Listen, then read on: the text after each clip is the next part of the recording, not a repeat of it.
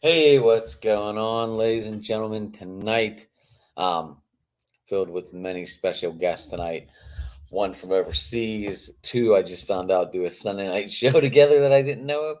So we are going to go over the Jets season, what to look forward to, and what they're going to do with their future. So let's bring in our guest. First, we're going to start overseas, of course. Anth, what's happening, brother? How's it going, mate? You all right? I'm all right. I'm all right. Hanging in there. You hanging in there? I think that's the bigger question. It's like 1:46 in the morning over there. Yeah, I'm there. I'm okay. Uh, we'll see how I'm doing in 30 minutes, maybe. You're good. You got this. You got this. Early day tomorrow, and then you can be good to Yeah, go. like Monday, I'm not even sure I'm going to be awake, so it's fine. You better nap good before the Super Bowl. Anyway, let's bring in the two that do a show on Sunday night. Dom and Jets Chaos that I didn't know about. So this is all new to me, but I'm glad you guys know each other. It always makes the show go by a little bit easier. What's up, fellas? Appreciate you having us. Yeah, as a matter of fact, we are not going to be on this Sunday night because of the Super Bowl. So you saved us from having to go a whole straight 2 weeks without each other. Or you tortured us one way or the other, however you want to look at it. So real quick, Super Bowl on the mind. Who you guys like? It's got to be the Chiefs, hasn't it? I mean, yeah. I find it hard to root for anyone but the Chiefs. I don't know. Like, listen, they're both talented rosters.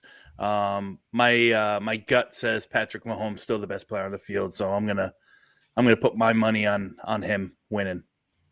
Yeah, I think Andy Reid will somehow solve the puzzle of the Eagles' strong running offense and Jalen Hurts. I mean, they're good, but I think Reid will figure that out defensively. And then I agree, Patrick Mahomes is the best player on the field, and he'll continue his I guess historic journey, like as as the great quarterback of this generation.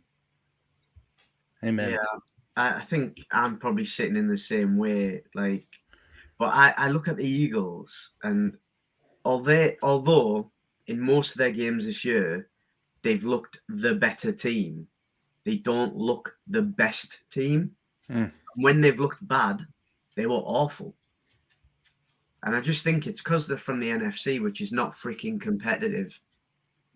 Like, when you look at it, the NFC, 90% of the teams didn't turn up this year. Yeah, true. Like, you can see that because, look at Seattle. Yeah, and listen, the NFC East did kind of luck out in their cross conference or cross divisional games that they had.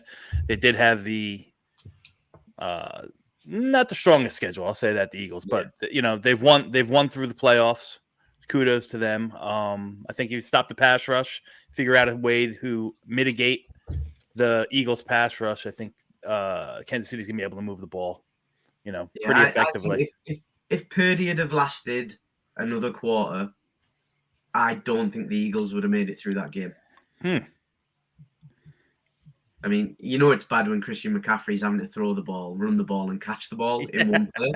I mean, he's good, but he's not that. Goes out with a concussion, and then they have to bring back in Brock Purdy, who can't even lift up his freaking arm. Yeah, I mean, what do you do at that point? Yeah, no, they listen. They hung in to the best of their abilities with what they were dealing with. So it is what it is. It's not the Jets, so in the big picture, who cares? True. So anyway, Dom, you went to the Senior Pro Bowl. How was it? Senior Bowl was awesome, man. It was just a cool experience, man, to get involved, at that level, where you're really getting to see not only the, like front row and center, the best of the best at the college game, all these prospects that, many people, all around the country and all around the world, in Ant's case, are going to read about and try to learn about, and you get to see them really like I said, firsthand play against the best. On top of it, like, interacting with them, talking with them, you got time for, plenty of time to, pick their brain and interview them. It was just a cool experience.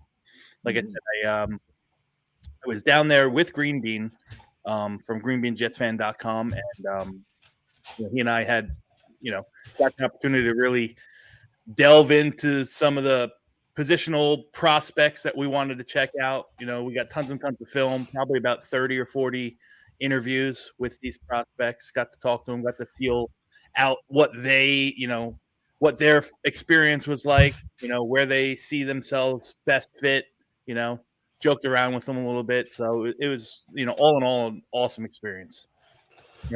Glad to be able to do it.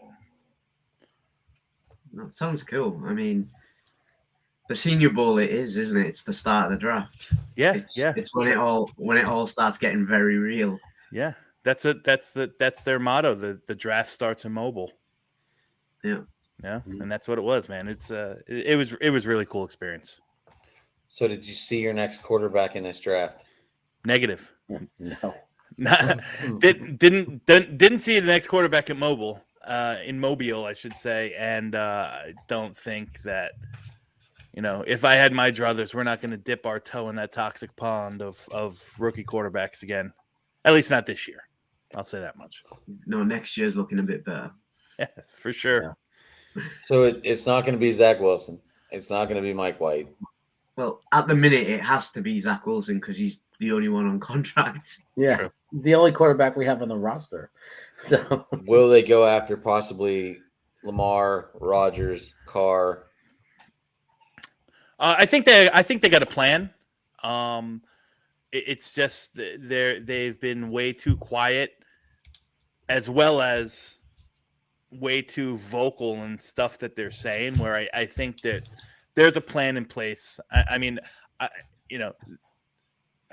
heard it from you've seen Woody talking about it on interviews. You've seen Saleh talk about it. You said we need, they're going to get a quarterback, and Woody said, he's given the green light to bring, to spend whatever's necessary, whether it be assets, whether it be money, to get the quarterback. And then everything's just gotten quiet. You see Derek Carr being perused, around New Orleans and so on and so forth. But, the Jets are just kind of laying low, not really involved in this Carr stuff. So to me, that means, one of two things.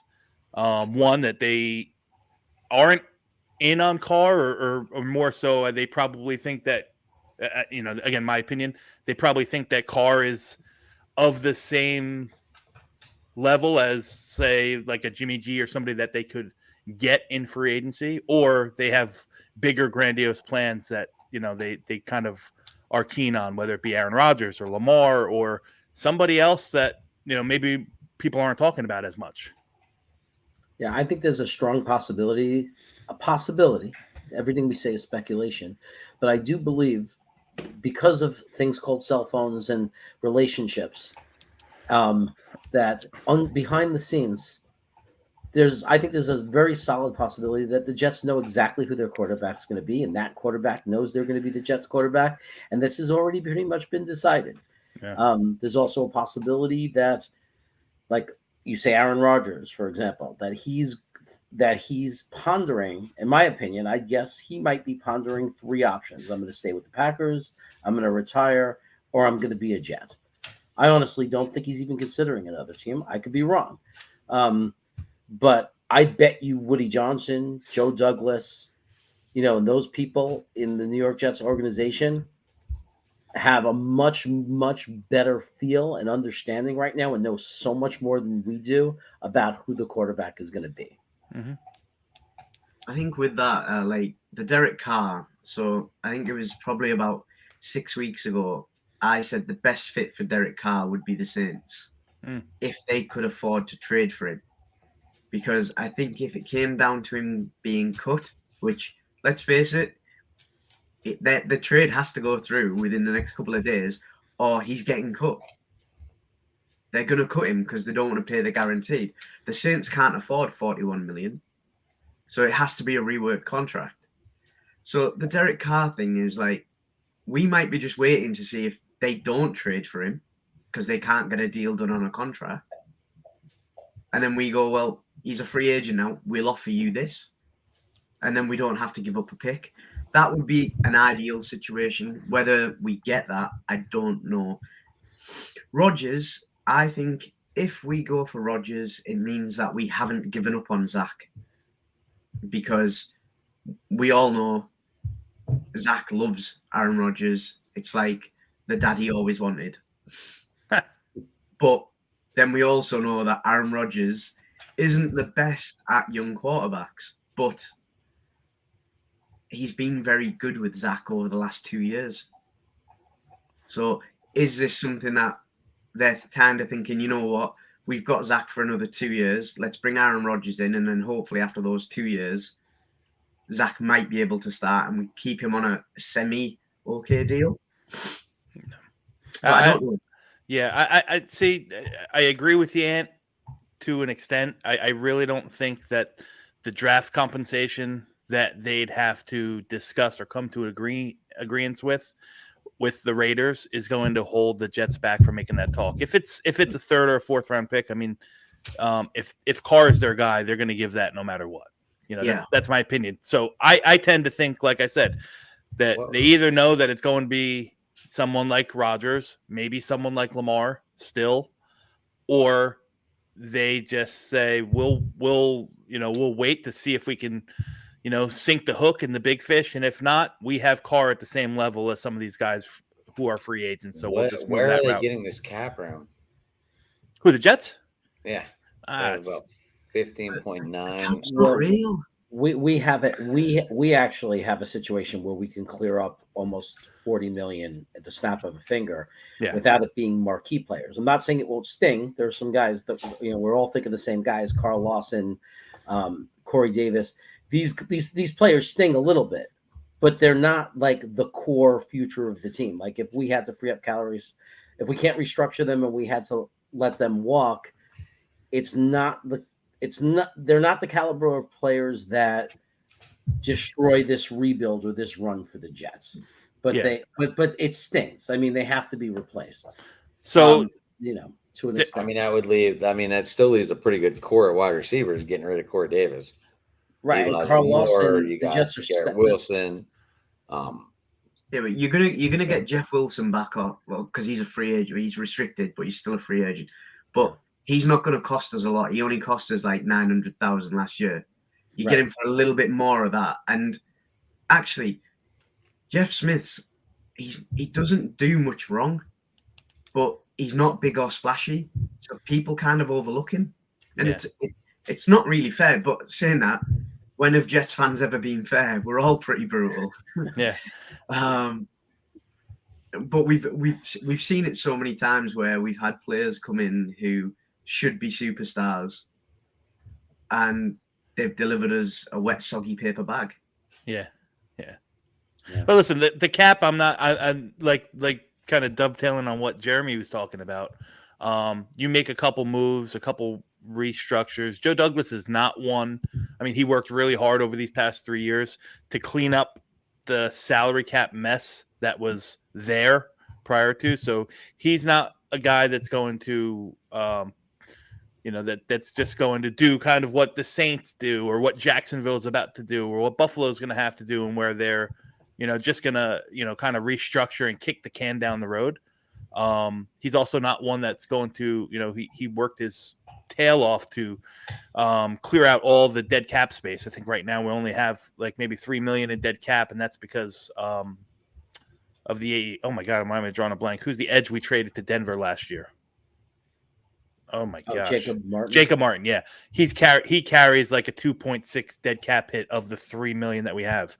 Listen, if we wanted to cut, I don't think that we will, but if we wanted to cut both Corey Davis and Carl Lawson, that's $25 million in cap space right there, with less than $1 million in dead cap room. So a couple of moves like that, a couple of restructures, like I said, I did a, in a group text that we're in today, we were chatting about it. And I did kind of like a little mock off season, and I was able to bring in Aaron Rodgers, and I was able to bring in, you know, a marquee defensive player, re-signed 6 of our pending free agents, and still left over $15 million in cap space. Yeah, So I did it's a feasible. calculator similar, and Yeah. I think I didn't bring in a quarterback, but I think I had about 55 million, and I was Yeah. like, well, I think I'm okay. Yeah. Lamar, what you doing? Well, J- Aaron, and the good thing JD about Aaron Rodgers is that he's only, you know, 15 and change on the cap this year. Yeah. You know, JD has done a great job in keeping us in great shape that way, because you could see where the flexibility is. And going back to what you said, Dom, he's not. If you look at JD's background and you look at what he cleaned up and how he built this team, he's cut from the Baltimore Ravens cloth. And Philadelphia. I mean, he is a guy who built, and we know we have a Steelers fan here too, and that's a good example too. He's cut from the cloth of building an organization that is focused on long-term sustained winning, which means I'm not going to crush the future to have a couple of good years and try to win it now.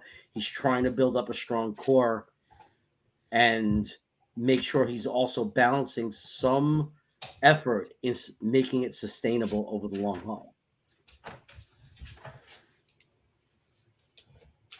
Is Tony Adams going to be the starter next year? I'll take that one. Because I happen to be a Tony Adams supporter and a Tony Adams stan. He was a kid who obviously he's an undrafted free agent, but he was one that carried the one good thing that I saw from him while he played, and even more so in his tape, was versatility.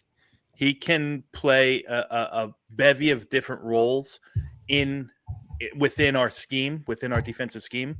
And the time that he stayed on, the time that he was on the field last year,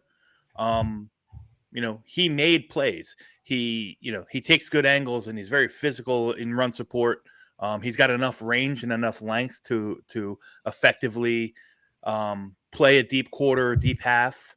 He was a slot. He played that rover or big nickel position in college, so he's got some man skills. I wouldn't, necessarily like him lined up on, Cooper Kupp in the slot, but he can handle the bigger slots. He can run, man to man with tight ends. So in an ideal situation, I would probably use a draft pick on a safety, in the mid round, second, third, fourth round, and have him compete with Tony Adams for the spot. Listen, the Jets love him.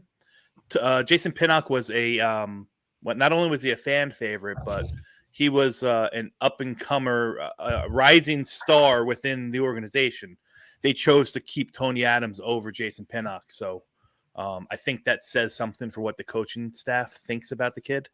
And like I said, when he's on the field, he produces.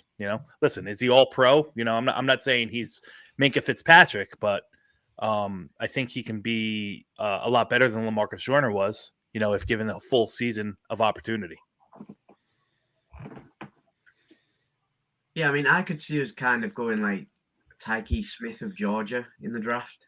And I wouldn't be upset with that, because he's kind of like, he's slightly on the shorter side, but I just feel like he can I don't know, he performs bigger than what his measurables are. And he's from that Georgia defense, which, let's face it, has been on fire for 3 years. Sure. But I like, you said something there about Adams' good angles, which it'll answer my next question is, I'm a big fan of Ashton Davis.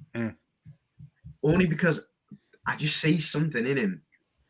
But he's not put it out there yet. But then all of a sudden he'll rock up and he'll make this play, and you're like, if he could do that all the time, he's exactly what we need. But yeah, I know a lot of Jets fans do not like him because of his crazy angles and his missed tackles. I think Ashton Davis is a really good athlete. who still is learning how to play Yeah, he safety started in the late. league. Yeah, I mean he's twitchy, he's fast. You know, he's a special team stud. You know, I could see him eventually down the road kind of taking the role like Justin Hardy has, Yeah, where he's the special team ace, like he's that good. And you know he can come in a pinch, like you know he came in Cleveland and you know sealed the game. You know, right man, right time. He can do it, but you know, and he can also do the stupid things. Ashton Davis, he can be your backup kick returner. He can be your backup punt returner. He has value. I don't know if I trust him all that much as you know starting single high yeah, per se and really being that you know safety valve in center field. yeah. I've got that kind of thing. Like, I love him on special teams, and I think he will grow into a position, kind of like you said. I don't think he'll be a starter, but I've got a big fear this year because I think he's just under 4 million on cap hit. Mm. Now, Yeah, you can clear up about $2.75 million if you get rid of him.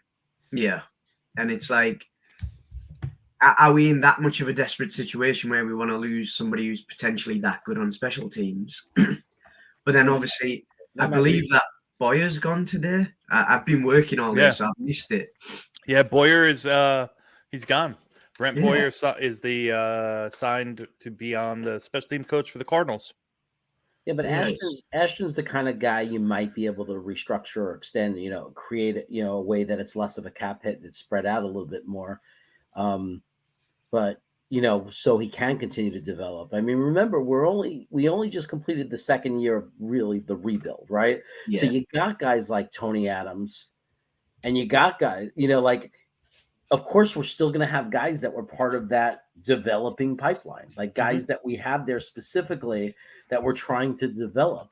So I could see, you know, Ashton Davis definitely securing that special teams, but I'm sure in his mind, he's still developing and, you know, working hard to compete to be a starter.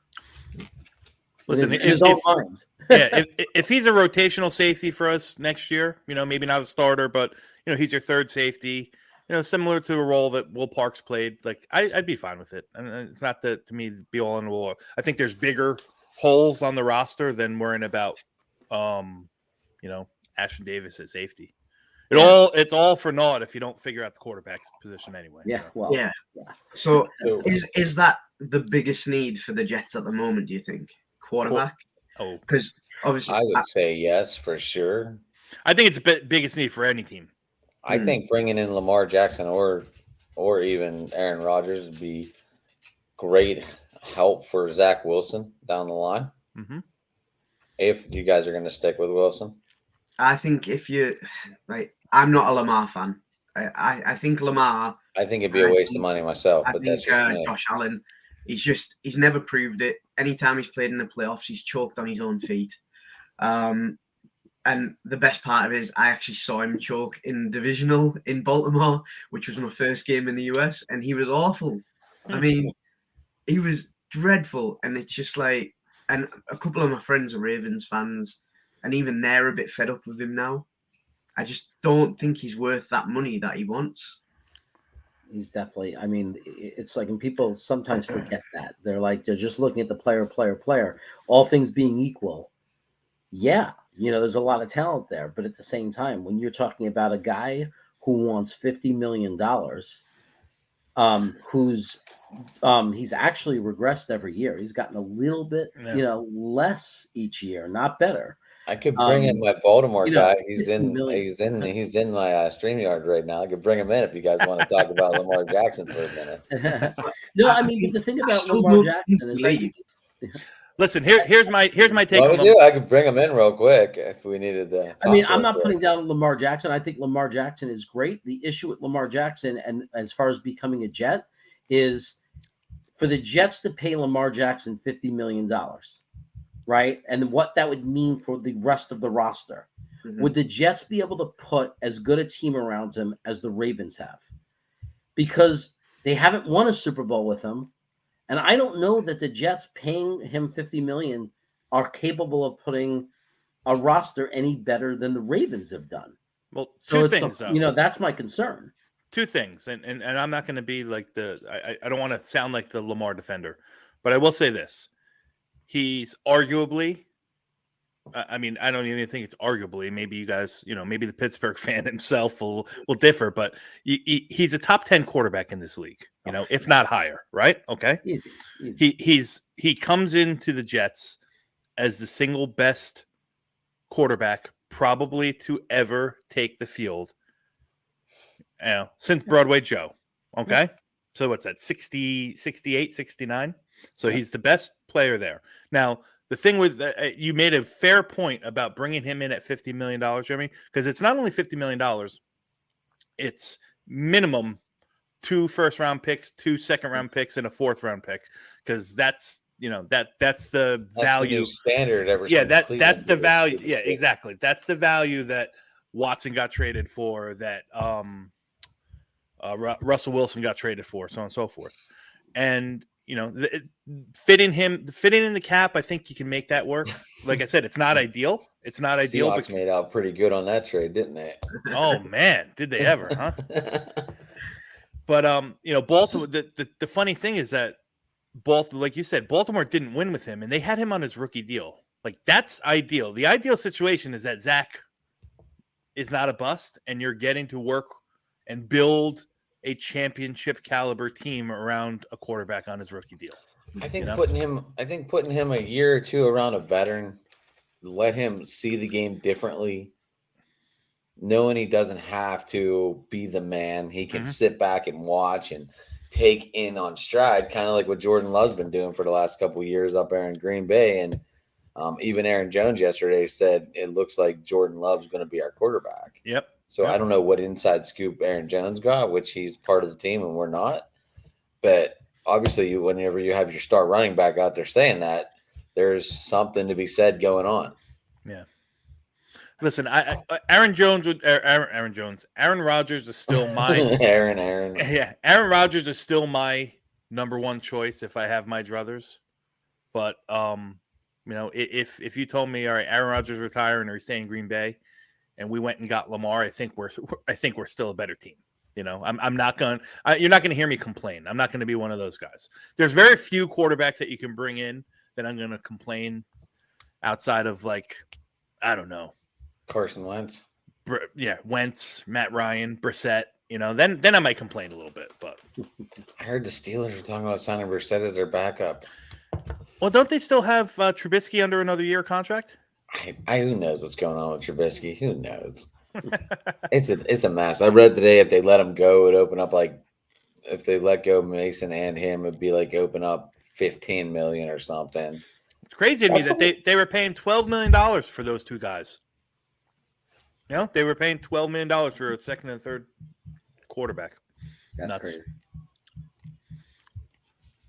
So Matt is going to pop in for a minute, and we're going to talk about this Lamar thing. Listen, gun to my head, I don't think he's coming. Gun to my head, I don't think he's leaving. Yeah, I mean, I don't. I agree. I agree 100%. Like, they've done everything he wants on the coaching side. If they can convince him to do something of a bit of a flex, I mean, they're saying it's $100 million that they're apart on this salary. If they can get somewhere in between that, Lamar's going to stay. But you they're also got to remember, $100 million off right now, according to his side. I mean, himself, I guess. It's his own agent, right? Yeah. Lamar's going to be a Raven. Lamar's going to stay a Raven. Yeah, but you know what? You got to also remember, it doesn't matter if they're $100 million off, because the Ravens own him for 2 years. That's right. They can franchise him this year. They can franchise him next year. So, does he play on a franchise tag? That's for another argument, and that's maybe what the Baltimore fan can discuss. But I don't think Baltimore has to show their hand right now. I think they got all the leverage. Yeah, I've got this kind of dream that we're going to take Rodgers, but the trade is going to be something like Corey Davis, a swap of a first, and a third, and maybe a conditional next year. And, like, that would be a dream. Yes. It wouldn't happen, but I mean, could you imagine? I mean, when you look at it, Green Bay really need a wide receiver. I mean, Corey Davis was okay at one point. I mean, he can't catch for us. Look, if I was Green Bay getting rid of Aaron Rodgers, I think I would want Garrett Wilson so I could have Wilson and Watson. Oh, they ain't getting Oh, Garrett man. Wilson.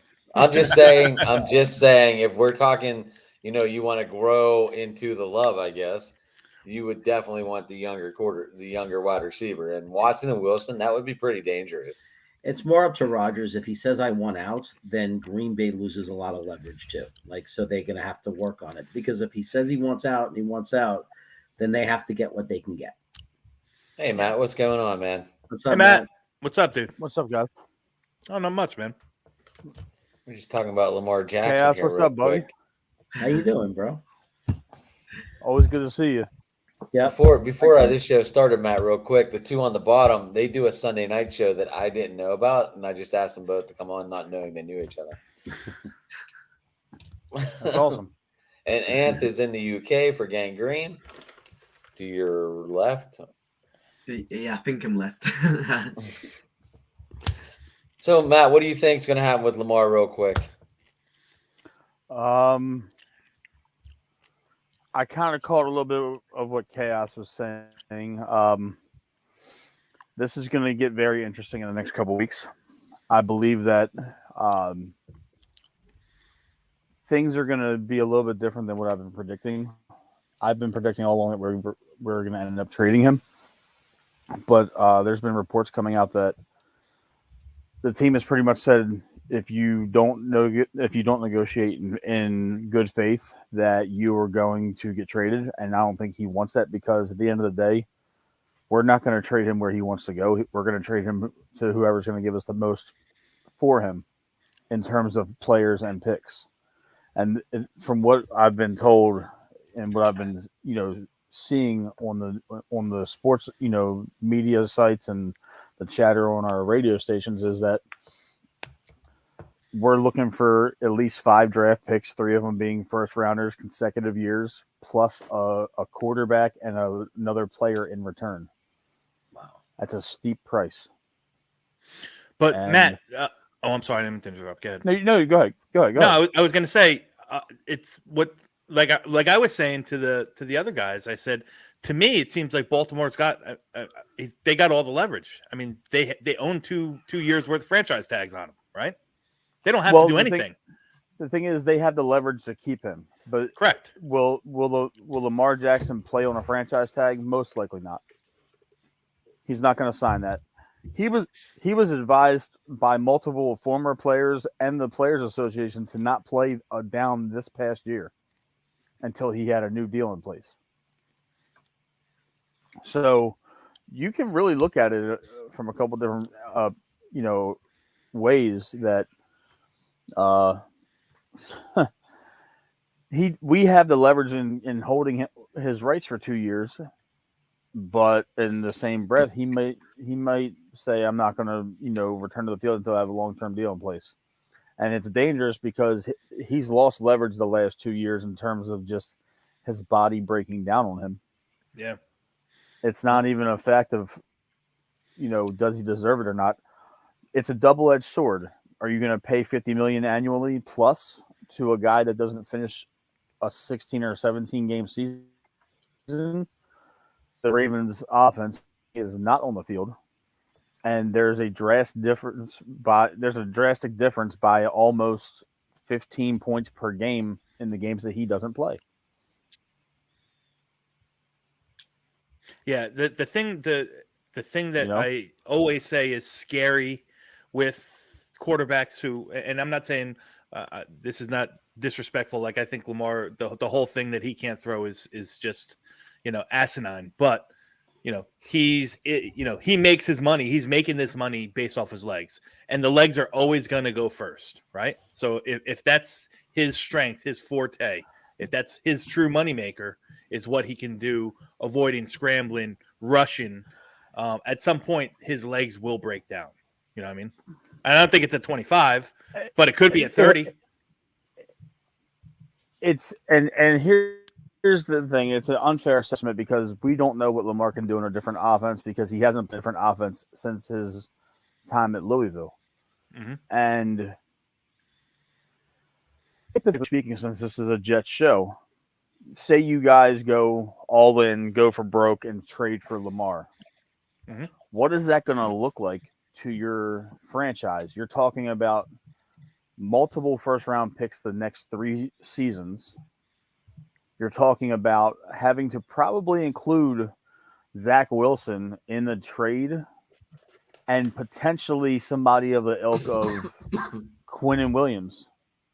Because what the Ravens allegedly, I'm saying this allegedly, what they allegedly asked for, or the starting point for negotiation with the Atlanta Falcons, was 23, 24, and 25 ones, a 2 and 23, plus Desmond Ridder and AJ Terrell. That was apparently their starting point. They don't want to take anything, from all accounts, they don't want to take anything less than the haul that Houston got for Deshaun Watson. And arguably, if you go by accolades and statistics alone, they're almost even. The only thing that Lamar edges him in is a unanimous MVP. Yeah, well, he So- also doesn't have the history with character questioning. The question of character compared to He's- Deshaun Watson. He's squeaky clean. The only thing that Lamar's really ever been given flack for is he engages on Twitter with fans that say negative things to him. He has no qualms doing that. Yeah. So it's any team that is looking to negotiate with Baltimore, they're in for being pillaged. This organization is not known for accepting less than anything lucrative for trading away players. They're not going to let Lamar just walk. And the double-edged sword to that is that our GM is cut from the cloth of the Baltimore Ravens. So he's He's a Baltimore. He came Yeah. up in the system. You're right. Exactly. So he's also one that's not going to, he's going to set a value, and he's not going to budge from that, no matter, through hell or high water. Well, my main argument is if you have the Baltimore Ravens saying, look, we're not going to pay you that much and negotiate that much money for you. Like, we're not going to pay you that much. We can't do that. Right? And just what we're saying, JD is from the Baltimore Ravens family, right? He's cut from that cloth. He would have to pay because Lamar's going to want the same thing from the Jets. So if you get him, you have to be realistic about, you're not going to trade all that for him unless you believe you're going to sign him and pay him that. So what that would mean is JD is saying, I'm so far apart, in my opinion, with Baltimore, the team, the guy that basically taught me, my mentor. I'm so far apart from him that I'm not only going to be willing to pay the money that Baltimore doesn't want to pay, but I am going to totally slash and slice my draft picks, some players. So think about how much more costly Lamar Jackson is for the Jets than it is for Baltimore. So that makes no sense from the Jets' perspective. We're going to do what Baltimore's not going to be willing to do financially. Like, we're going to be willing to do that, and we're going to be willing to give 3 first-round picks and players. It makes no sense. But by definition, they'd be fleecing us. And it's all because of the Browns. The Browns always tell you this, spoil man, football. and this is. I'll say this as an outsider, and I have an immense amount of respect for you guys, especially after seeing what Joe Douglas has done with you guys. You guys hung tough with us in the beginning of the year. You had the offensive and the defensive rookie of the year in this draft that you guys just had. So, to me, to pillage your first round drink, something that Joe Douglas has been knocking out of the park, especially with there's no way you can do it. I don't see how it's for you to do that. My computer's freezing. It was his computer freezing out there? I think so. Yeah. I'm still here. I'm still. I know you're No, still see, there, now but what you- you yeah, just you were said, freezing a little you bit. were freezing up a little but bit. what you just when said were- was like very robotic. Okay. Well, I mean, I can repeat it before I hop over onto my channel. Yeah, go ahead. If I'm a Jets fan, the flash of having Lamar Jackson might be a pipe dream, a Madden dream, or something to where you want it all. But the sacrifice that Joe Douglas would have to make that happen, you're talking about $50+ million a year annually. You're talking about tying yourself to a quarterback that you don't know whether or not can throw outside the numbers consistently, and he's got the worst deep ball rating for starting quarterbacks in the NFL. And then you're pairing that with two speedy wide receivers who thrive on the deep ball. It doesn't make sense, guys. And I really, hope that you guys find your quarterback, but it's probably not our guy. And quite frankly, it would be insane for you guys to mortgage your future for a relatively unknown type of situation. I agree. I tend to agree. Because you Yeah. guys are going to be competing in that division. The way you guys are trending, Buffalo is going to have to make a lot of tough financial decisions the next couple of years. New England's an unknown, and Miami is going to eventually have to pay the piper with all these big names they got. Even though the salary cap's going up, you're still going to have to find your quarterback of the future because Tua's one good shot away from having scrambled eggs for brains. Yeah, and they're So- they're on the last leg with Tua. They gave him the fifth year option, And then they're going to have to pay him. and then they're going to have to So they're that gamut of running the rookie quarterback salary is coming to an end. So you're right about that. And I mean, Tua's fifth-year option is high. I mean, I think it's about 36 million. But you also got to remember, like we talk about the numbers, the salary cap with the new TV deal that's coming into play next year. The salary cap is going to skyrocket. 50 million, although it's expensive, right here, right now. 225 million they're projecting. Yeah, You think 50 million is they're expensive projecting. now? Wait until Herbert and Burrow get paid. That 50 Sure. becomes 57. oh yeah.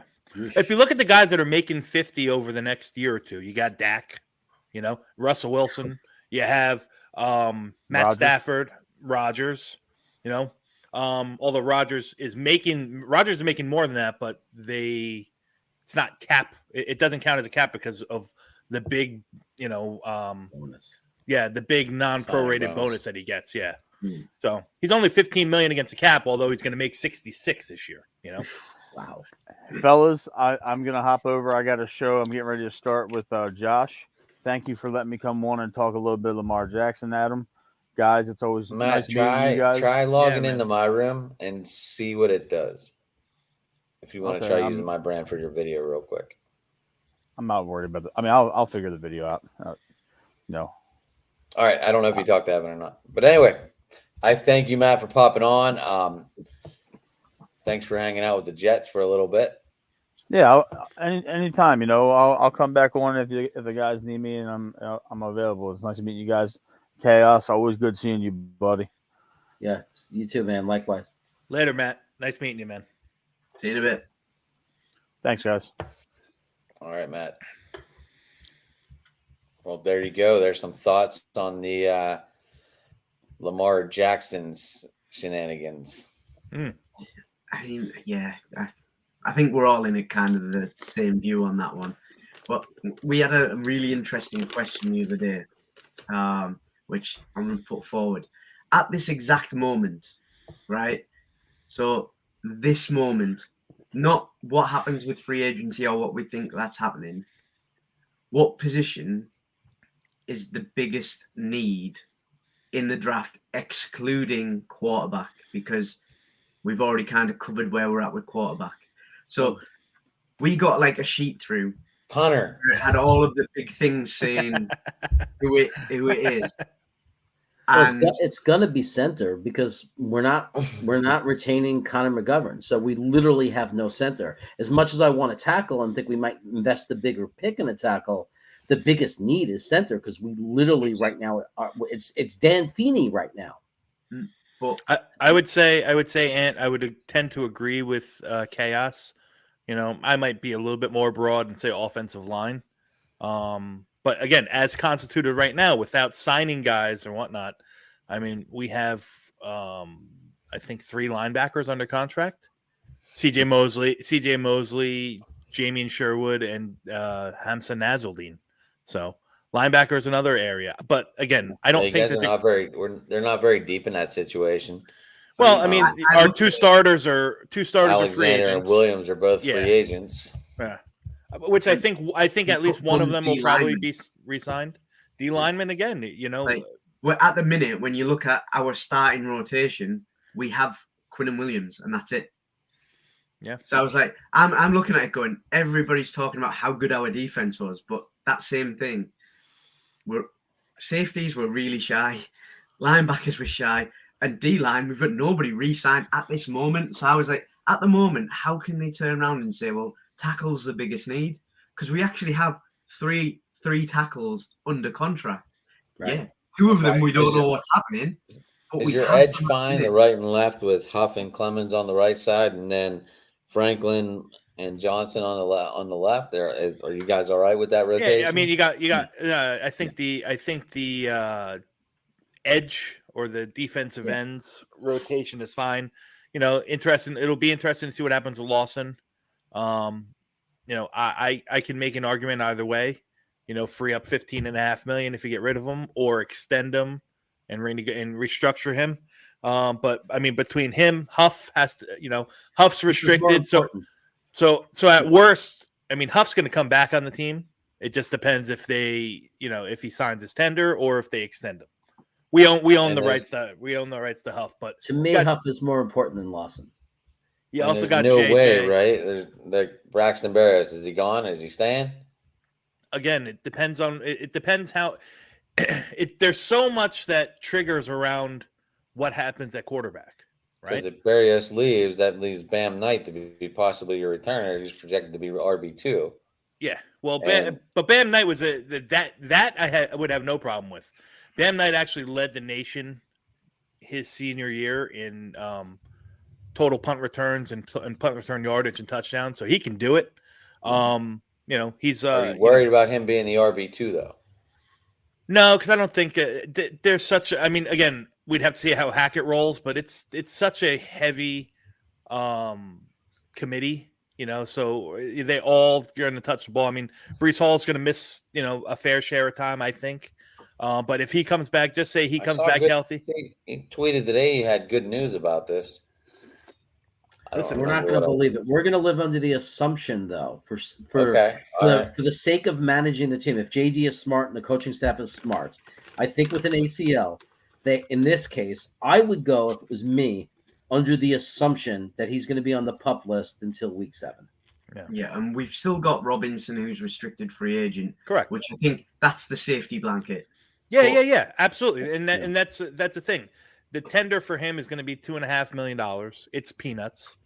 So you bring him back, and at worst, you know, if Brees Hall's ready to go and you don't put him on the PUP list, you know, you have a nice, healthy running back rotation with two Yeah, of he those. said he had good news today. That's what I remember Yeah. reading. That's like pretty much all it said was, "Hey, good news, guys." I guess there's no He's more been tear saying or that a anything. lot. He's been saying I mean, that a lot, but Jets Twitter's been going crazy. Like, the players have been so cryptic and just winding everybody up. I love it because, Yeah.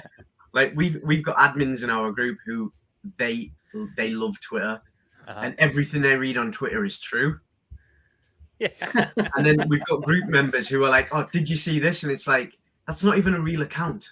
Well, did you see that? Did you see the one today where they said something?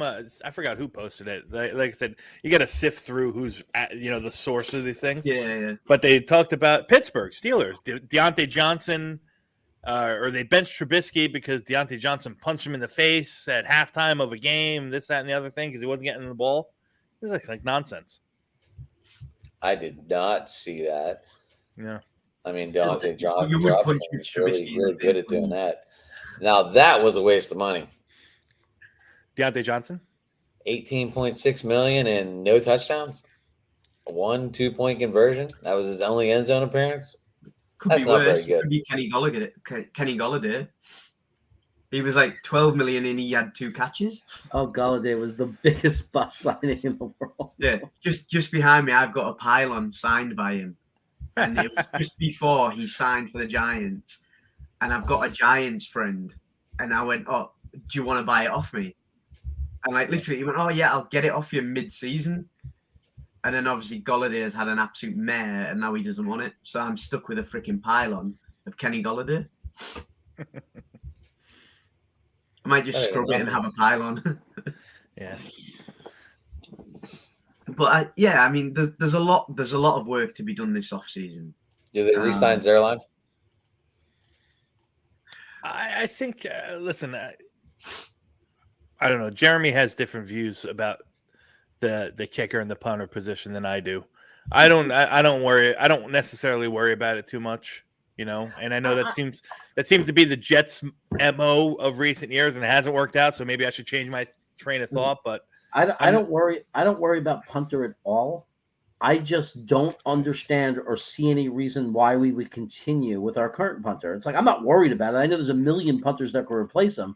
I just don't understand why we'd go into a third season with a guy who shanks every 5th punt. I mean, he shanks every 5th punt. Get a new punter.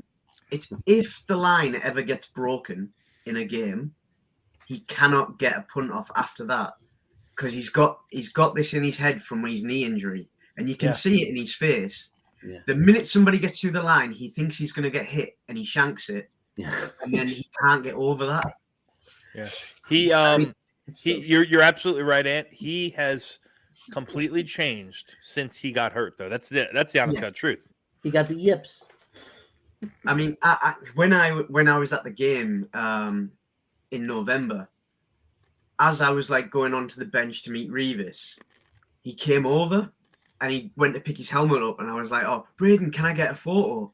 And like literally, he stood next to me, and he's a bit taller than I thought he was. But then I looked at his legs and thought, "No wonder you're scared." I mean, my legs made his legs look like matchsticks, and I'm 5'5", and I'm not that big. And like the photo I was looking at, and my legs look chunky, and he's looked like little sticks.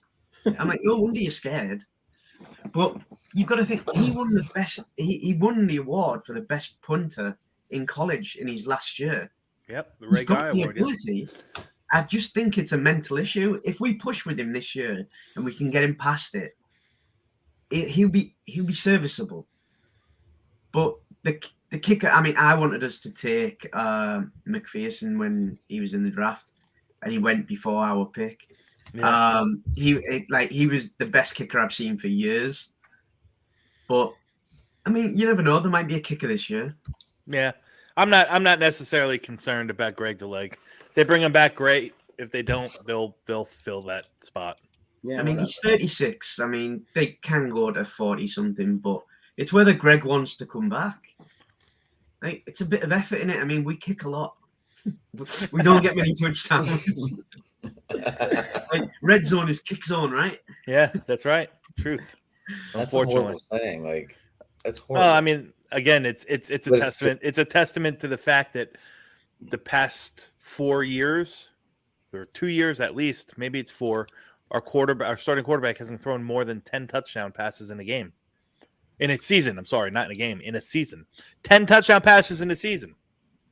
Yeah, I don't think that Jet fans I don't think we grasp if we were to get Aaron Rodgers, what it would feel and look like. Like, I think that we don't even grasp how amazing it would be to actually see an offense that would regularly march downfield and just score touchdowns. Do you know what, though? The thing when you say that there, imagine Aaron Rodgers with wide receivers. An actual pool of wide receivers, and then some running backs that can catch. And some tight ends. It's going to be like Aaron Rodgers is going to be stood there like it's Christmas. Yeah.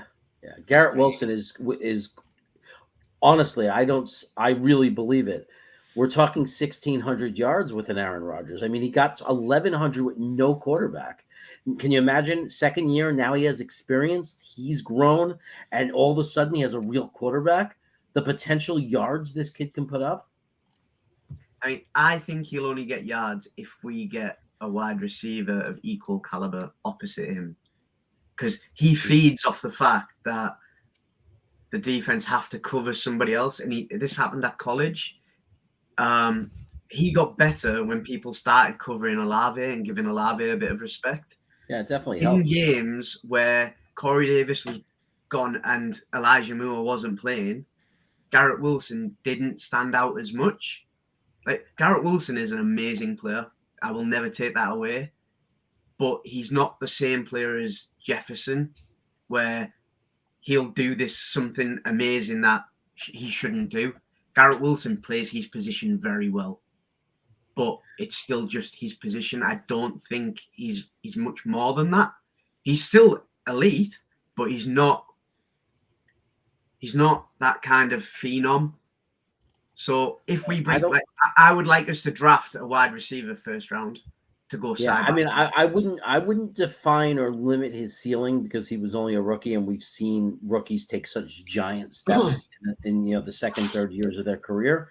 I mean, you could be right, but I still think there's the ceiling that he could develop into a Justin Jefferson. I do. I'm not saying he is. I'm not saying he is. I'm saying there's hope. Yeah, absolutely. I mean, I wouldn't say there isn't hope. I mean, he is a brilliant player, but You're saying the Jets should maybe go after Jordan Addison? I think it'll be I think it'll be a first round pick. Do you really? Yeah, only because I think they've got faith that Becton's going to be back. And I think with AVT coming back and you've got Mitchell, but they'll re-sign Herbig. I don't know. First, second round has to be a wide receiver for me. But then again, I was the only person last year who was like, second round So going to be a running back. If they bring in Rodgers, is Rodgers going to want to center as a rookie? Well, if they take Schmitz, I don't think he's going to care. He's talking about John Michael Schmitz, who's like the all-world center prospect this year from the University of Minnesota. But you know what? I don't know about that. I can't answer that. I will say this. It wouldn't surprise me if, again, we're talking in hypotheticals. If Rodgers comes in, if he says, hey, he's coming, if I'm coming, so is Bakhtiari, so is Randall Cobb, so is, this guy. It wouldn't surprise me. So we might bring in some veteran Green Bay guys that are gettable. And as a matter of fact, even though Bakhtiari comes with a big price, if you said, okay, Aaron Rodgers and Bakhtiari, and you get two unconditional, 2 first-round picks, no conditions, 23, 24, you don't have to worry about the tackle spot that everyone wants to use this year's first-round pick for, because Bakhtiari comes in and probably locks down left tackle, and you let the rest of the guy, Dwayne Brown becomes a backup if he's still on the team, and then you'll let Mitchell and Mekhi Becton, if healthy, duke it out for right tackle. And then even no matter who gets it, we've got a swing tackle, which exactly. We tried that with Chuma Adoga, but to not so much success. Yeah, you got that, and again, in a pinch, now we know AVT can bounce outside. Yeah, I was going to say not only that, but we do. It's like would have a great swing tackle, maybe still Dwayne Brown, possibly, and knowing that AVT could swing at any time. Listen, I don't think Dwayne Brown's going to play. I wouldn't be upset if he did, but I think he's either going to retire, or we're going to designate him a post 6-1 cut. Clears up $9.5 million of his $11 million contract. So. If everybody's healthy, if we get a guy and Becton and Mitchell are healthy, I think you're 100% right. He's not he's definitely more valuable. $9 million in salary cap is more valuable than he would be as a backup. Correct. Correct. In that situation. So yeah, I think Aaron Rodgers can come with some conditions, and the conditions being that we bring in some of his guys. Yeah, I'm okay with bringing in Bakhtiari and club him a bit like. I could take or leave it. I would rather us draft one, but yeah, I mean, I'm getting what I'm asking for. Yeah, but I wouldn't be surprised to see a tight end be packaged up. Well, Mercedes Lewis is one of I think it's Mercedes Lewis. Is it Mercedes Lewis? Who's the backup tight end over there in Green Bay? His name I mean, is. I could see us. You think you'd want to Looking at bring him? I mean, you moving- guys have some pretty good tight ends. Yeah, our They're tight pretty end good, room but is we have no studs. almost too full. Yeah. 'Cause But I what I'm think- saying, it is a full he has room. and he's mentioned some of these guys by name. That's why I'm not saying Mhm. we want them or we would need them, but he's mentioned some of these guys by name. Randall Cobb being one of them, Alan Lazard being one of them, Bakhtiari being one, and who is the tight end? Why can't I find him? It's Mercedes Lewis. He's like one of Aaron Rodgers' close friends. I mean, the guy's old as dirt. 38 years old. It'd be hard to make room for him. Still on the roster. Still on the roster. It'd be yeah. really hard to make room for him, though. Yeah, I mean, We're kind of locked down. I was going to say, you Unless got part- Uzada, you got unless part of the Conklin. trade deal is that we trade out Conklin or Uzama. Nah, Mercedes Lewis isn't a guy. Mercedes Lewis is brought in probably as a confidant for Aaron Rodgers. He's a locker room guy. He's not going to see the field much. What you'd have to do is probably cut ties with Kenny Yeboah, and Mercedes Lewis takes his role as the fourth tight end. Hmm. So It's kind of sad, but it's the move that you would have to make. I mean, It's what it there's takes a lot to of get. business moves this time of year. If it's what it takes to get Aaron Rodgers, there's certain things you do. But yeah, I think there's a lot of ground to cover in the next 3 weeks Mhm. before anything will become clear. And like, I kind of wanted a QB like tomorrow, but at the same time, yeah, I kind of want to let it settle and see who we get. I think they know who they're getting, man. I don't Yeah. know if we know who we're getting, but I I think think they know. I think they know. I do. Yeah, I really believe it. And I really think it's Aaron Rodgers. I'm not saying that as with my fingers crossed. He's my hope, but I really think that they know. You're killing me, me, Smalls. To me, it's Killing me, there's, Smalls. there's just no way that they're this quiet on the Derek Carr front if they don't have an understanding that there's something already. They're going for the bigger fish. Maybe they're going to try for Lamar. Maybe they're going to try to trade for Stafford. Something like that. That Maybe we're they'll not watch our thinking of. video and see that Lamar's not worth it. If they don't make any move for Carr, I mean, it definitely, honestly, I agree with you 100%. To me, it's a big indicator that there's a lot bigger chance than we feel right now that we're getting Aaron Rodgers. Honestly, there's got to be a reason. If they don't make a big move for Carr, it has to mean, now it could be Jimmy G, it could be something else that we don't see, but I think it's Rodgers. I hope it's not Jimmy G. Yeah, I would rather it be Rodgers than Jimmy G. Oh, of course. But it's got to be something. There's no way they're going to sleep on Carr if they don't got something in their back pocket. No. Yeah, I'm like really stingy with like what I would give up for people, but I would give up things for Aaron Rodgers where Jimmy G, they would have to give me something to take him. Well, he's a complete free agent, so he'd just be money. Oh no, they'd still have to give me something. Like, give me Nick Bosa, and I'll take Jimmy G from being a free agent from you. So I don't know. Again, I don't know how much. Favors. I don't know how much stock you put into the media, especially the ones who banter around on Twitter or on whatever. But Josiah Anderson from ESPN. Mhm. She intimated today in an interview, I forgot who it was with. I was watching it earlier right before I came on here, that that the Jets are in play to make a move that nobody is thinking of. So, everyone seems to think that that's Lamar. Tom Herbert. Brady coming out of retirement. Tom Brady out of retirement again, right? It's Justin Herbert.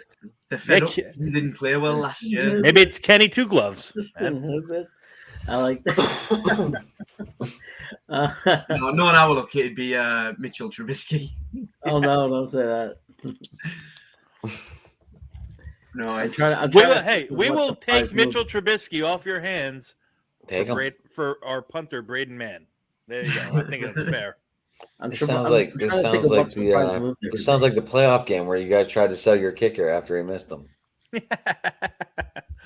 Yeah. I was at that game. Were you?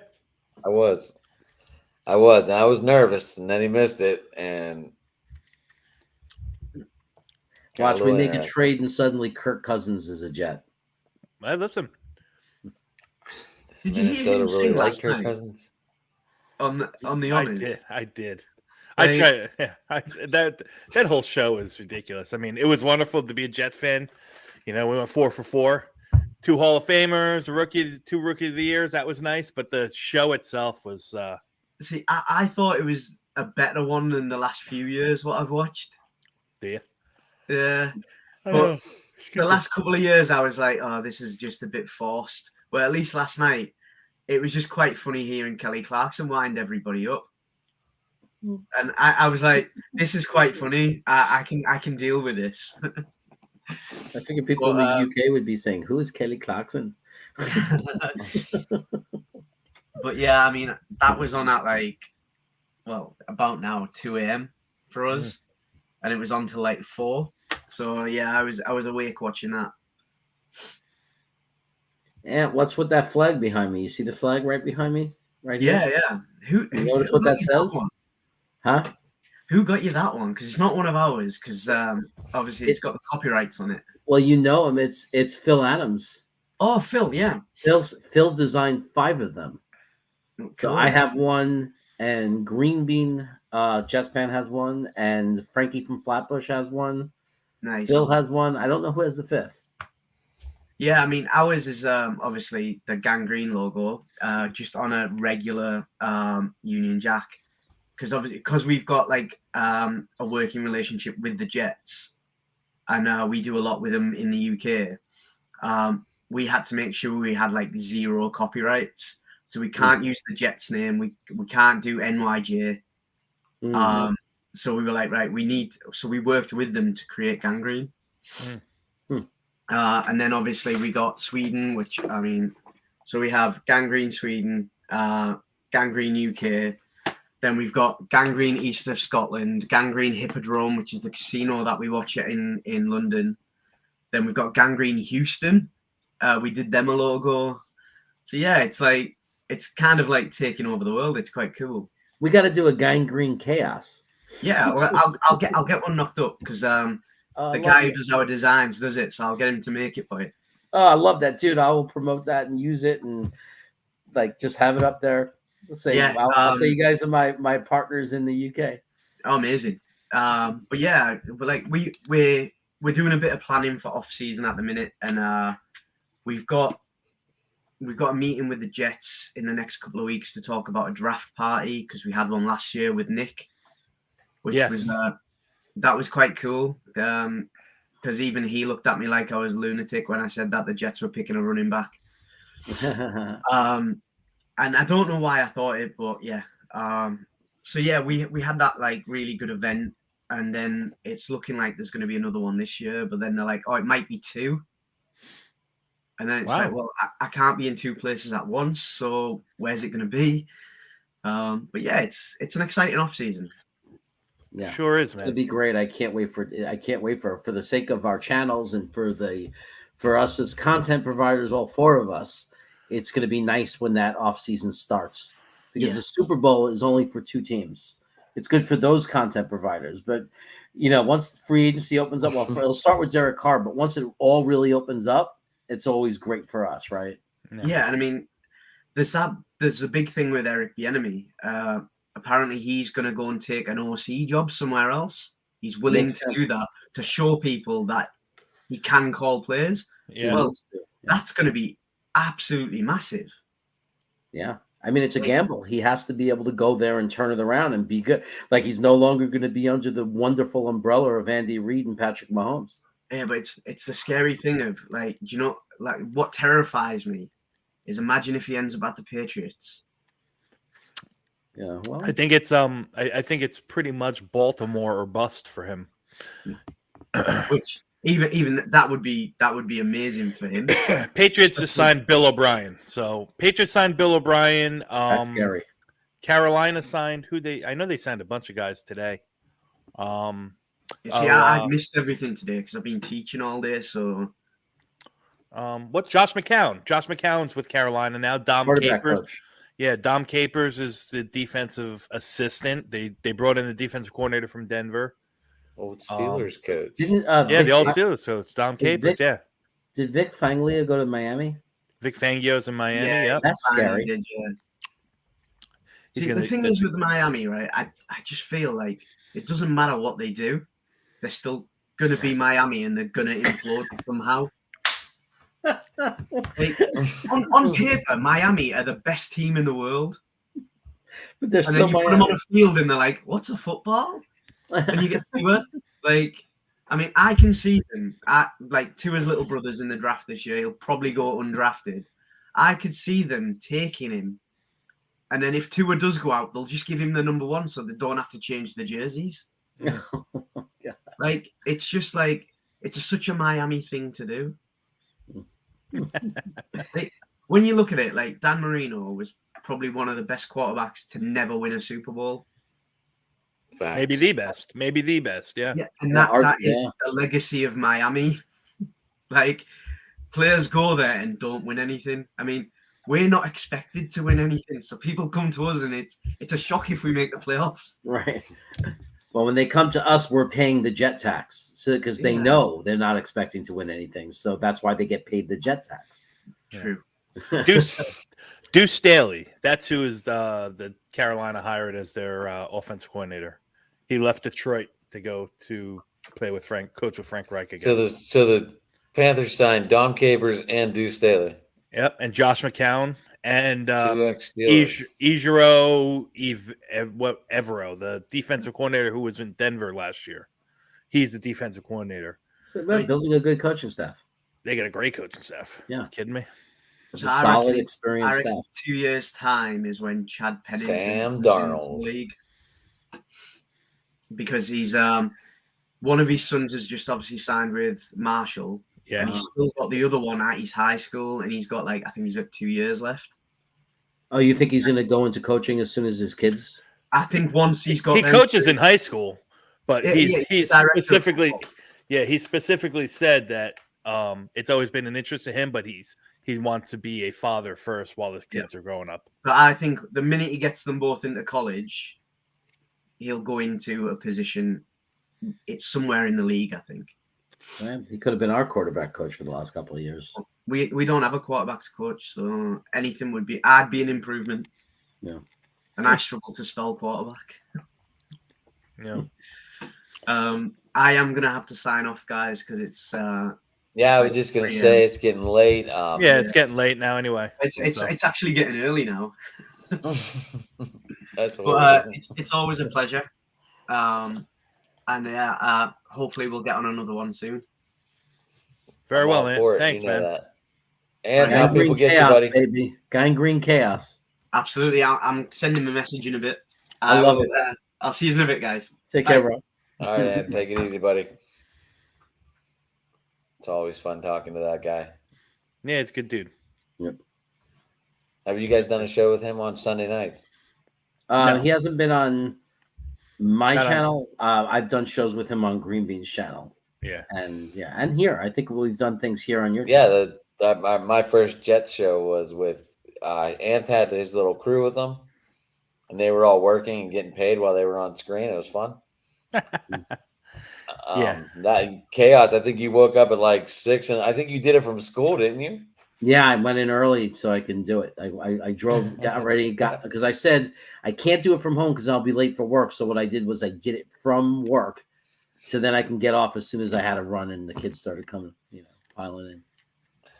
You got now to work with this guy. That's what you got to do, Dom. We're a pretty good tandem. We are a pretty good tandem. Yeah, you guys seem to hit it off. I didn't know you were connected. I guess you can yell at me. I guess I don't pay attention to you, chaos. We hung out when we hung out when I went. We both went to the opener, so we both went to an event that Green Bean runs. We call it Coney Island Day. So there's the whole roller coaster thing where we go on the Cyclone the Saturday before the Jets opener, and then we got together in some tailgate parties with the Jet Lounge, and then we went into a lounge called the Hangar, and we were all one big group together watching the game from a it had like an indoor, nice loungy two double level place, and it had like 150 seats outside. Is that better than being at the game? It's at the No, game. we could go outside. There was an outside area. It's a was corner. Oh, this is a spot inside the stadium. Yeah, it's a corner box. It's a corner box. It's a corner like, box. Yeah. Oh, So okay. So they got tailgate about and- 30 seats outside, and then the remainder of them are inside. Did but we anyone s- run a but we StreamYard spent the- for it, and you guys go live on it? No. No, but we spent the most time together on the Friday when I flew in. Yeah. Dom met me and a couple of other friends. We met on what was it, the Rutgers campus? in Yeah, New Rutgers Brunswick. campus. We found an outdoor bar and we were all hanging out outside drinking Speaking of cocktails. Rutgers, I got to hang out with Ray Rice last night. Oh wow! Oh, did you? Cool. Well, on here anyway, but still, Matt had him on the show last night, and he ended up bullshitting with us for like an hour after the show was over. That's awesome. amazing. It was pretty cool. I didn't know what to expect. I never met I never thought I would actually talk to another Raven guy, being a Steeler fan. But I was sitting like this, and we were talking, and he goes, they drafted him to beat the Steelers. And then Tomlin, I guess, pulled Ray to the side and said, "We drafted Woodley to stop you." And I was like, "Really?" And then I was like, "That guy?" And I didn't even know we were going to talk about that, but I just pulled out an older jersey because I knew Ray played during that time, so I was just taunting him a little bit. I believe that we drafted Jermaine Johnson to help contain Josh Allen. Absolutely. I Absolutely. mean, it's all about chess and checkers. Yeah. Right. He said we're going to be in the league because Tua's mobile also, but Josh Allen, it's very obvious. We're going to be in the same league as him and play him twice a year. We need to have an edge that when he goes outside that pocket, and runs and scrambles, we need somebody who can bounce off and go after him. Yeah. So, But Jeremy and I, this is actually our second year doing the Sunday night show. So my kind of niche in this whole content stuff is really geared about, prospect breakdown and film review and the draft. So leading up into the draft and so on, we've always done a Sunday show talking about prospects, so on and so forth. I know I'm coming up on my year anniversary. I'm like, oh, what do I do for it? I haven't even been doing this for a year, but I feel I'm okay. Yeah. I'm You're not gonna gloat about myself, but you're doing great. You have a great background there with the jerseys. I even got an A cup big today. I didn't soda. even Yeah, I was going realize to say a that. nice big soda. Well, my name's Adam, so I mean, this is just awkward. I was like, I'm looking at an A cup. I was like, I didn't even realize it. I decided to get Arby's today instead of Wendy's. Funny. Yeah, I try to have different jerseys up there. I got to get one for every team because I never know what team I'm doing. Yeah. So you've only been doing this for a year, Dom? Probably about 2. Like I said, Jets only or Jets only. I do content for Green. We talk about Green Bean a lot. He's kind of like one of the OGs on the Jets content I don't creation know stuff. this guy. We'll have to get him in. I'll have to interview Oh him. yeah, you'll if you ever scoot around Twitter or whatnot, any Jet fan is probably linked to him one way or another. You can't miss him in a crowd. I'll tell you that much. But He's Santa Claus. yeah, so I do a lot of his written content on his website. Okay. And with that, I kind of I do a lot of draft analysis and so on and so forth. That's where I met Jeremy, and then Jeremy and I kind of put our own little thing together on Sunday nights.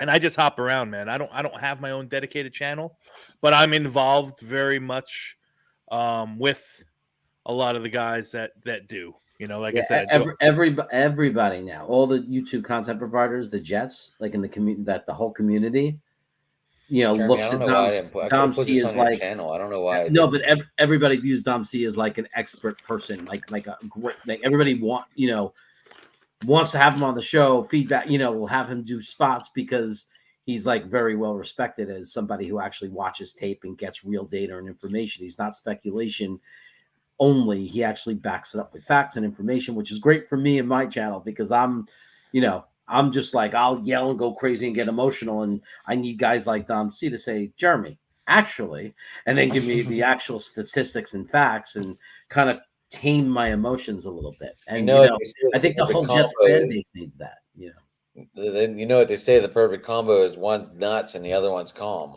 That's Yeah, right. fire and ice. Chaos and the calm. That's right. Yeah, that's how me and Frankie started. Yeah, I don't know. Like, yeah, I'm from Pittsburgh. I grew up in Pittsburgh, but like the people I was doing the original show I was with was based Pittsburgh, Mhm. and I like to meet people. So I branched out on my own and just was like, you know what? I'm going to go with Talking Sports with and see what I can do. So you I bring mean- guys on from each team, doesn't matter who. So on I and so try. forth. Yeah. I try. I mean, I've done a lot. I've reached out to a lot of you hear a lot of no's. Do you really? Like in this industry, if you can't handle a no, there's no point in doing this. Sure. Because for every 100 no's, you get that one yes that could be the yes. Yeah, sure. I mean, people are like, I don't know how you do it because they'll see me writing to people all day long. And there's go-tos. There's go-tos, Like if I'm doing Jets, I'm going to talk to Chaos and I'm going to talk to Anth or, I have my two go-tos. And if I need Jets to talk Niners for a little bit, I will, even though he banned on us. I'm kind of trashing the whole 49ers thing because it's just I don't have the bandwidth to do it. So I'm actually doing my different channels not going to be football related. It's going to be food review related. So, Well, that's good. Food review gets food. There's a lot of foodie women out there. That's right. And I'm known even as in Jet. Everybody that knows me knows Jets Cast and affiliates me with food because I was the first of all the Jet content providers. And still one of the very few, some have copied me, that has decided it's okay to eat while doing a show. That's good. But yeah, I don't know. Like I started with baseball, and then it led into football. Gotcha. You should, Cass, you should introduce him to Adam if he doesn't know Adam already. Oh, watch okay. Yeah, well, Adam's another guy who kind of, is in our little content creation kind of circle. Another guy who cut his chops with Green Bean, and he has his own page where he talks all New York sports. He talks Jets, he talks Mets, he talks Knicks, he talks Rangers. Right now So he's all New York. He's all New York, and he's a stats guy too, so he can talk stats with you all day about any team. Like if you give him, the topic, he'll come up with all kinds of stats on the team. So he's really good at that. That's his specialty. And he's also famous in our community for trivia. So he'll come up with great trivia questions. That's what I like to hear. Yeah, man. I know Cal Hall's big for the Rangers over there. You guys ever seen Cal Hall? No. I'm not a huge as much of a sports fan I am. I don't just follow hockey nearly as much as the other three sports. Well, the Rangers won 6-3 tonight, so I was pretty excited. Well, they just got Tarasenko too. And he scored first shot he had, he scored. Tarasenko. Yep. Jesus. First shot that he had, he scored. I happened to just see the highlight. I thought you were gonna say you had him on your fantasy team. Nope. First shot as a Ranger, he scored. Amazing. So That's yeah. Well, boys, it has been fun. We ready to call it an evening, or do we want to talk like anything else? Listen, I appreciate the time, man. It was great to get to know you. It's always great to see Chaos's egghead, which I'm sure we'll see soon again later. But anytime I can get out there and talk about the Jets, man, or sports or whomever, it's much appreciated, man. I'm gonna try and do something like after the draft, see your guys' reactions and stuff. So Awesome, dude. Yeah, I don't know. Like I try. You know how hard it is to do all 32 teams, all 30 teams. No, it's a big undertaking to try. You need lots of people. You need to get different people. I mean, Sure, but you got the I think Jets covered. I think I got 14, and I think I got 20 baseball done before the season started almost. Wow. Wow. And I started in March or April. Like, yeah. So If you ever need Mets, me and Y2K, either one of us could do New York Mets. I have Joe. You met Joe, right? I think so. Yeah. I mean, if you wanted to come on, we are doing baseball NL Thursday. If you wanted to pop on, Yeah, you just and let me Joe know. could do the Mets. Yeah, just let me know. Yeah. Probably gonna break down. Well, I mean, there's gonna be more than one, obviously, and then we're gonna. I don't know who's all coming on, but we're gonna break down the schedule. Like first, the teams that are on the board here. Nice, dude.